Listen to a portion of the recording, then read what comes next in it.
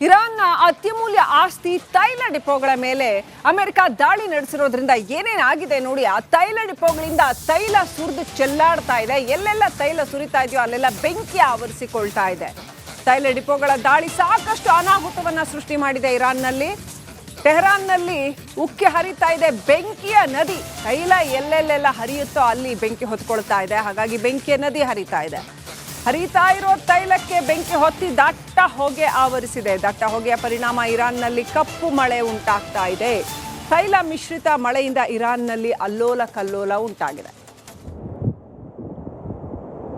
ನೋಡಿ, ಜ್ವಾಲೆ ಎಷ್ಟರ ಮಟ್ಟಿಗೆ ಹೇಳ್ತಾ ಇರ್ತಕ್ಕಂಥದ್ದು, ದೊಡ್ಡ ದೊಡ್ಡ ಬೃಹತ್ ಜ್ವಾಲೆಗಳು ಹೇಳ್ತಾ ಇರ್ತಕ್ಕಂಥದ್ದು. ತೈಲ ಸಂಗ್ರಹಾಗಾರದ ಮೇಲೆ ಈ ರೀತಿ ಕ್ಷಿಪಣಿ ದಾಳಿ ಆಗಿದೆ. ಇಡೀ ತೈಲ ಸಂಗ್ರಹಾಗಾರ ಒಡೆದು ಚೆಲ್ಲಾಪಿಲ್ಲಿಯಾಗಿ ತೈಲ ನದಿಯ ರೀತಿಯಲ್ಲಿ ಹರಿತಾ ಇದೆ.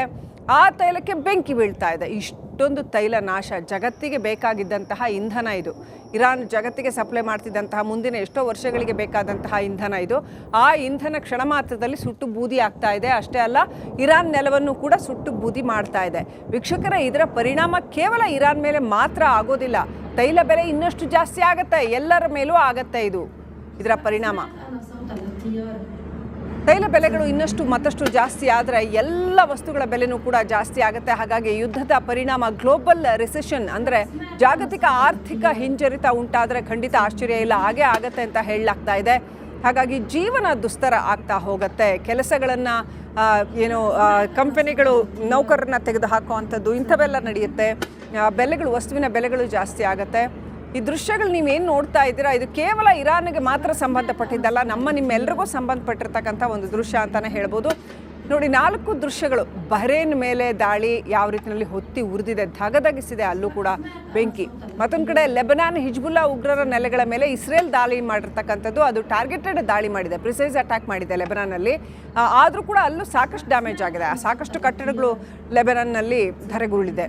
ಹಾಗೆಯೇ ದುಬೈ ಮೇಲೂ ಕೂಡ ನಿರಂತರವಾಗಿ ದಾಳಿ ನಡೀತಾನೆ ಇದೆ. ಯುದ್ಧ ಶುರುವಾದ ದಿನದಿಂದಲೂ ಕೂಡ ಇರಾನ್ ದುಬೈಯನ್ನು ಟಾರ್ಗೆಟ್ ಮಾಡಿ ದಾಳಿ ನಡೆಸ್ತಾನೆ ಇದೆ. ಇನ್ಫ್ಯಾಕ್ಟ್ ದುಬೈ ನೇರವಾಗಿ ಪಾಲ್ಗೊಂಡೇ ಇಲ್ಲ ಯುದ್ಧದಲ್ಲಿ, ಆದರೆ US ಸೇನಾ ನೆಲೆಗಳಿಗೆ ಜಾಗ ಕೊಟ್ಟಿದೆ ಅನ್ನೋ ಒಂದು ಕೋಪಕ್ಕೆ ದುಬೈ ಮೇಲೆ ದಾಳಿ ಆಗ್ತಾ ಇದೆ. ಮತ್ತೊಂದು ಕಡೆ ಇರಾನ್ನ ದೃಶ್ಯ ನೀವು ನೋಡ್ತಾ ಇದ್ದೀರಿ. ಇಡೀ ಇರಾನ್ ಸ್ಮಶಾನವಾಗಿ ಬದಲಾಗ್ತಾ ಇದೆ. ಇಂಚಿಂಚು ಸ್ಮಶಾನವಾಗಿ ಬದಲಾಗ್ತಾ ಇದೆ. ಇಡೀ ಇರಾನ್ನಲ್ಲಿ ಎಲ್ಲ ಇನ್ಫ್ರಾಸ್ಟ್ರಕ್ಚರ್ಗಳ ಸರ್ವನಾಶ. ಇನ್ನು ಬಹಳ ವರ್ಷ ಬೇಕು ಒಂದು ದೇಶವಾಗಿ ಇರಾನ್ಗೆ ಚೇತರಿಸ್ಕೊಳ್ಳೋದಕ್ಕೆ. ಯಾಕಂತಂದರೆ ಕೇವಲ ಆರ್ಮ್ಸ್ ಆ್ಯಂಡ್ ಅಮ್ಯುನಿಷನ್ಸ್ ಇಂದಾನೇ ಬದುಕಕ್ಕಾಗಲ್ಲ. ತಿನ್ನೋಕೆ ಅನ್ನ ಬೇಕಾಗತ್ತೆ. ನೀವು ಶಸ್ತ್ರಾಸ್ತ್ರಗಳನ್ನು ತಿಂದು ಬದುಕಕ್ಕಾಗಲ್ಲ, ತಿನ್ನೋಕೆ ಅನ್ನ ಬೇಕಾಗತ್ತೆ. ನೋಡಿ, ಇದೊಂದು ಆಸ್ಪತ್ರೆಯ ಮೇಲಿನ ದಾಳಿ. ಇಡೀ ಆಸ್ಪತ್ರೆಯ ಕಟ್ಟಡ ಚಪ್ಪಂಚೂರಾಗಿದೆ, ಛಿದ್ರಗೊಂಡಿದೆ ಇಡೀ ಆಸ್ಪತ್ರೆ ಕಟ್ಟಡ. ಅಂದರೆ ಯಾವ ಹಂತಕ್ಕೆ ಅಲ್ಲಿನ ಇನ್ಫ್ರಾಸ್ಟ್ರಕ್ಚರ್ ನಾಶ ಆಗಿದೆ ಅನ್ನೋದನ್ನು ನಾವು ಅರ್ಥ ಮಾಡ್ಕೋಬೇಕಾಗತ್ತೆ. ಈ ಆಸ್ಪತ್ರೆಯ ಹೆಸರು ಗಾಂಧಿ ಆಸ್ಪತ್ರೆ. ಶಾಂತಿ ಸೂಚಿಸುವ ಮಹಾತ್ಮ ಗಾಂಧಿ ಹೆಸರಿನ ಗಾಂಧಿ ಆಸ್ಪತ್ರೆ ಇರಾನ್ನಲ್ಲಿ ಇದ್ದಂಥದ್ದು. ಅದೀಗ ಚಪ್ಪೆದ್ದು ಹೋಗಿದೆ.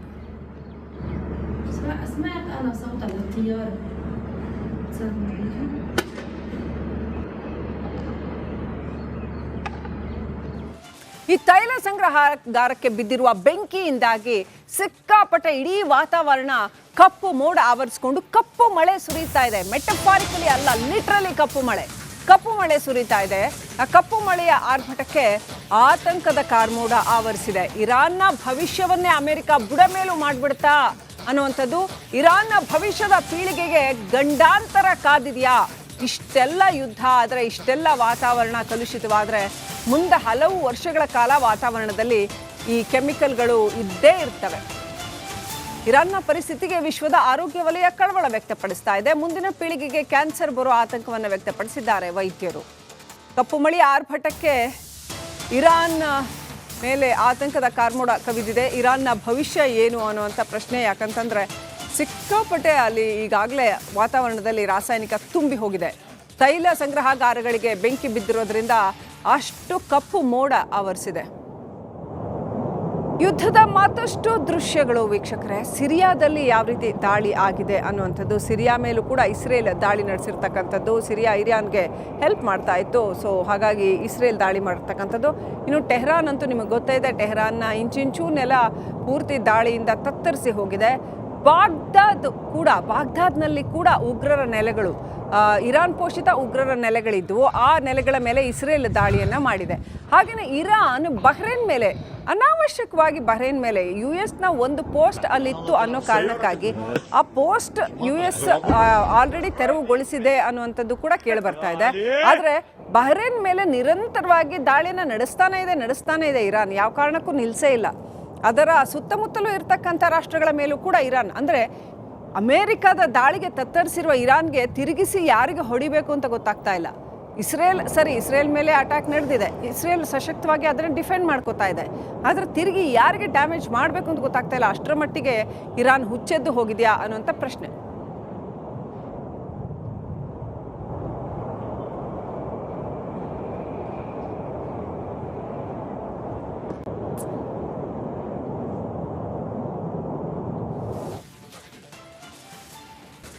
ಇರಾನ್ನ ಅತ್ಯಮೂಲ್ಯ ಆಸ್ತಿ ತೈಲ ಡಿಪೋಗಳ ಮೇಲೆ ಅಮೆರಿಕ ದಾಳಿ ನಡೆಸಿರೋದ್ರಿಂದ ಏನೇನಾಗಿದೆ ನೋಡಿ. ಆ ತೈಲ ಡಿಪೋಗಳಿಂದ ತೈಲ ಸುರಿದು ಚೆಲ್ಲಾಡ್ತಾ ಇದೆ. ಎಲ್ಲೆಲ್ಲ ತೈಲ ಸುರಿತಾ ಇದೆಯೋ ಅಲ್ಲೆಲ್ಲ ಬೆಂಕಿ ಆವರಿಸಿಕೊಳ್ತಾ ಇದೆ.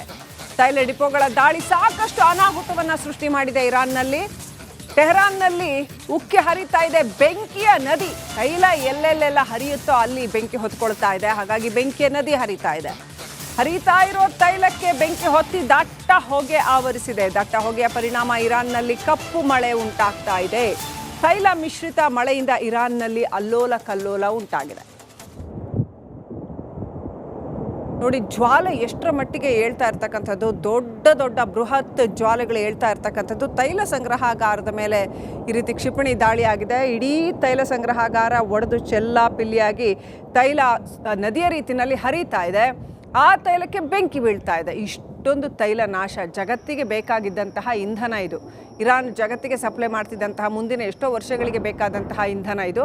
ಆ ಇಂಧನ ಕ್ಷಣ ಮಾತ್ರದಲ್ಲಿ ಸುಟ್ಟು ಬೂದಿ ಆಗ್ತಾ ಇದೆ. ಅಷ್ಟೇ ಅಲ್ಲ, ಇರಾನ್ ನೆಲವನ್ನು ಕೂಡ ಸುಟ್ಟು ಬೂದಿ ಮಾಡ್ತಾ ಇದೆ. ವೀಕ್ಷಕರೇ, ಇದರ ಪರಿಣಾಮ ಕೇವಲ ಇರಾನ್ ಮೇಲೆ ಮಾತ್ರ ಆಗೋದಿಲ್ಲ. ತೈಲ ಬೆಲೆ ಇನ್ನಷ್ಟು ಜಾಸ್ತಿ ಆಗುತ್ತೆ, ಎಲ್ಲರ ಮೇಲೂ ಆಗತ್ತೆ ಇದರ ಪರಿಣಾಮ. ತೈಲ ಬೆಲೆಗಳು ಮತ್ತಷ್ಟು ಜಾಸ್ತಿ ಆದರೆ ಎಲ್ಲ ವಸ್ತುಗಳ ಬೆಲೆನೂ ಕೂಡ ಜಾಸ್ತಿ ಆಗುತ್ತೆ. ಹಾಗಾಗಿ ಯುದ್ಧದ ಪರಿಣಾಮ ಗ್ಲೋಬಲ್ ರಿಸೆಷನ್, ಅಂದರೆ ಜಾಗತಿಕ ಆರ್ಥಿಕ ಹಿಂಜರಿತ ಉಂಟಾದರೆ ಖಂಡಿತ ಆಶ್ಚರ್ಯ ಇಲ್ಲ, ಹಾಗೆ ಆಗತ್ತೆ ಅಂತ ಹೇಳಲಾಗ್ತಾ ಇದೆ. ಹಾಗಾಗಿ ಜೀವನ ದುಸ್ತರ ಆಗ್ತಾ ಹೋಗುತ್ತೆ. ಕೆಲಸಗಳನ್ನು ಕಂಪನಿಗಳು ನೌಕರರನ್ನ ತೆಗೆದು ಹಾಕುವಂಥದ್ದು ಇಂಥವೆಲ್ಲ ನಡೆಯುತ್ತೆ. ವಸ್ತುವಿನ ಬೆಲೆಗಳು ಜಾಸ್ತಿ ಆಗುತ್ತೆ. ಈ ದೃಶ್ಯಗಳು ನೀವೇನು ನೋಡ್ತಾ ಇದ್ದೀರಾ, ಇದು ಕೇವಲ ಇರಾನ್ಗೆ ಮಾತ್ರ ಸಂಬಂಧಪಟ್ಟಿದ್ದಲ್ಲ, ನಿಮ್ಮೆಲ್ಲರಿಗೂ ಸಂಬಂಧಪಟ್ಟಿರ್ತಕ್ಕಂಥ ಒಂದು ದೃಶ್ಯ ಅಂತಲೇ ಹೇಳ್ಬೋದು. ನೋಡಿ, 4 ದೃಶ್ಯಗಳು. ಬಹ್ರೇನ್ ಮೇಲೆ ದಾಳಿ ಯಾವ ರೀತಿಯಲ್ಲಿ ಹೊತ್ತಿ ಉರಿದಿದೆ, ಧಗಧಗಿಸಿದೆ ಅಲ್ಲೂ ಕೂಡ ಬೆಂಕಿ. ಮತ್ತೊಂದು ಕಡೆ ಲೆಬನಾನ್ ಹಿಜ್ಬುಲ್ಲಾ ಉಗ್ರರ ನೆಲೆಗಳ ಮೇಲೆ ಇಸ್ರೇಲ್ ದಾಳಿ